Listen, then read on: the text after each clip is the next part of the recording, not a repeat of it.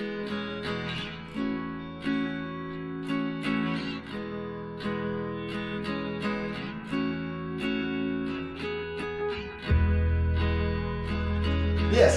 is the Circus trip. Game 7.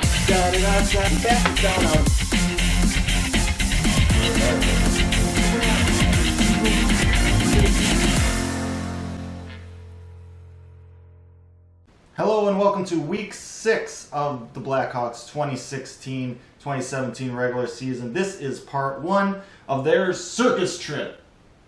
So the Circus is in town, which means the Hawks get to go on their 7-game road trip through the inhabitable part of Canada and down through the west coast of California. And to start it all off, they get to play the Jets, the Flames, again, and the Vancouver Canucks. Now, I'd like to just skip over the Jets game, but I can't do that. We gotta talk about it. You gotta take the good with the bad, and with this one, there wasn't a whole lot of good. The Jets were masterful on defense in this one. They had active sticks. They were not giving the Hawks a lot of room. They were playing aggressive in the offensive zone and creating a lot of chances. The Hawks just really couldn't get anything going, and that's really a credit to how well the Jets played in this one. And the scoreboard shows it. Crawford did end up getting pulled for what I think was the first time this season. But he really didn't play all too poorly. There was one soft goal. Another one was just a ridiculous shot from the side of the boards. Crawford never saw it. There was a screen in front of him by Kempney, I believe, and it was just a heat-seeking missile right over the blocker side of Crawford. And then the other two really were just atrocious play by the Hawks defensively. But he did get pulled, and Darling came in. It wasn't necessarily because Crawford played poorly, but because just to try and wake up the team, and sometimes you got to do that. It didn't really work out in this case, and the Jets end up winning 4-0. On a side note, Hinostroza got absolutely leveled in this game by Morrissey. He had his head down, and Morrissey just came and knocked him right to the ground.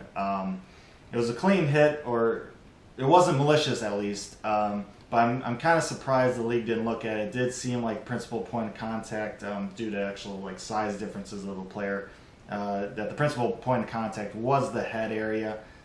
Usually the league looks at that, but didn't seem like they did in this case. Hinostroza even did go out with, I believe, a concussion, possibly not really confirmed though. And usually when there's an injury like that, the league will take a look, but it doesn't look like they did, and so I'm going to stop pretending I know what the league offices are doing, so let's move on. So on to Calgary, the Hawks go to face the Flames for the 3rd time already this season, and hopefully they can get back on track here. The game against Winnipeg was the type of game that'll happen over the course of an 82-game season, and just something you just kind of gotta flush away and forget about and move on as quickly as possible. Get ready for the next opponent, and the Hawks were in need of that, and they were able to do it.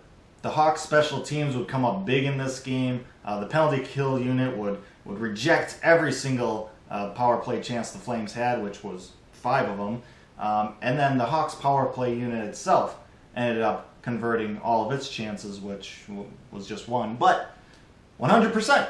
But even with that, the Hawks found themselves still tied nearing the end of the 3rd period, where Panarin would put a shot on goal, surprised Ocho Cinco.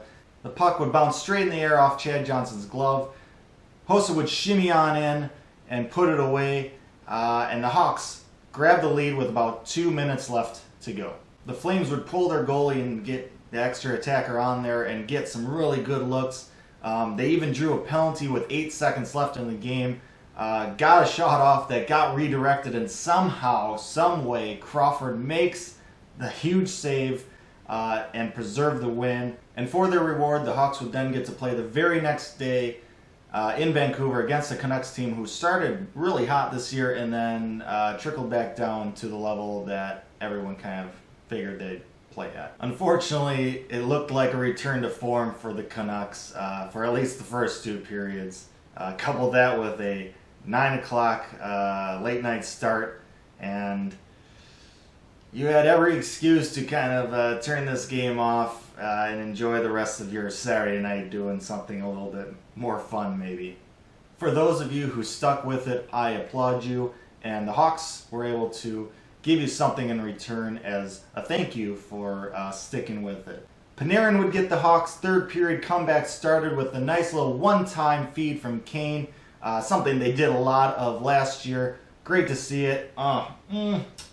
Beautiful, beautiful start to the third period. Then you got Hinostroza coming back from the hard hit he took in Winnipeg, gets his first career NHL goal. Good to see a local boy getting his first NHL goal for his hometown team. Oh, thing of beauty. But he wasn't even done there. And in the last 5 minutes of the third, Hinostroza has the puck on his stick, finds Hartman in the slot, who one time snipes it past the keeper, and somehow, someway, the Hawks have come from 3 goals down in the third period to tie it up, and we are going to overtime. And in the first shift of overtime, Kane has the puck on his stick. He circles around in the zone. He finds Taves. Taves gets to the slot and snipes one through Markstrom's 5-hole. Hawks complete the comeback. They win in overtime. Woohoo! Yeah!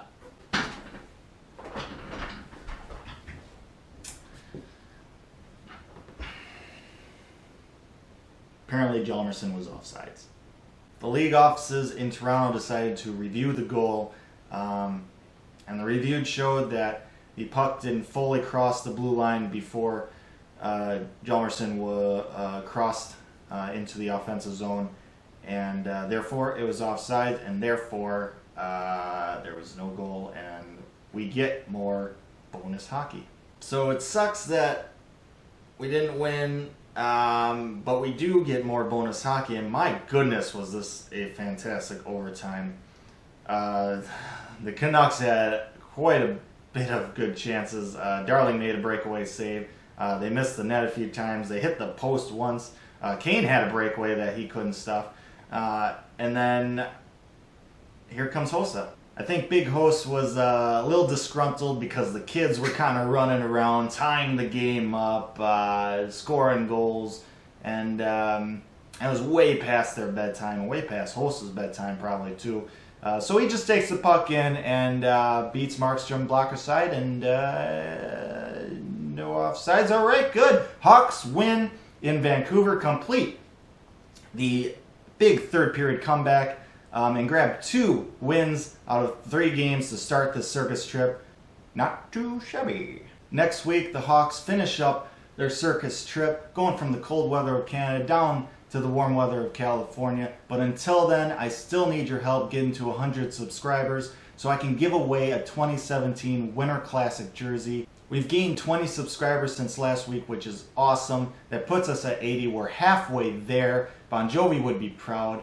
So we need you to keep on liking, keep on subscribing, keep on sharing so we can give away that Winter Classic jersey. Thank you so much for watching. Have a good week. I'll see you next time.